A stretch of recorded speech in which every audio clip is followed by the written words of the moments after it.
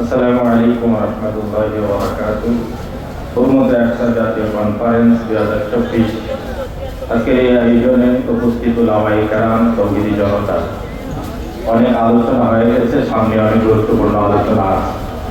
জাতীয় উলামা মাশায়েখ আইম্মা পরিষদ সম্পর্কে যদি কথা বলতে চাই, মানুষ যখন কাজ করে, মানুষের কাজের প্রভাবের কারণে তাদের প্রতি আশা, তামান্না, আকাঙ্ক্ষা বেড়ে যায়।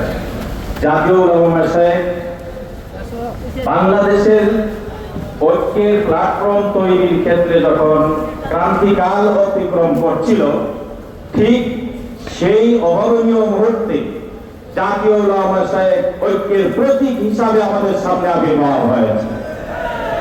আপনারা দেখেছেন এবং জেনেছেন, জাতীয় সকল ইস্যুতে জাতীয় উলামা মাশায়েখ, আইম্মা মাশায়েখ সবার আগে সব ঘরানার, সকল ধরনের, সকল মত এবং পথে আলেম, বিজ্ঞজন, দার্শনিক, লেখক সকলকে এক জায়গায় একই প্ল্যাটফর্মে ঐক্যবদ্ধ করে প্রমাণ করেছে আগামী দিনে বাংলাদেশ নয়, সারা পৃথিবীব্যাপী মুসলমানদের সকল ক্রান্তিকালে জাতীয় উলামা মাশায়েখ অস্মরণীয় এবং ঐতিহাসিক ভূমিকা পালন করবে ইনশাআল্লাহ। সর্বশেষ বলি, আমাকে বলা হয়েছে জাতীয় উলামা মাশায়েখের কেন্দ্রীয় শূরা সদস্য এবং গাজীপুর মহানগরের সিনিয়র সহ-সভাপতি।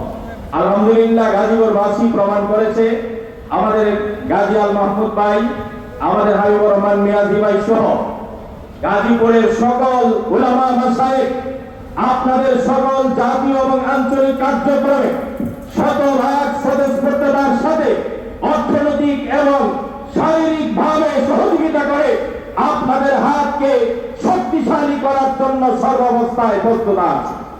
সর্বনায় হযরতে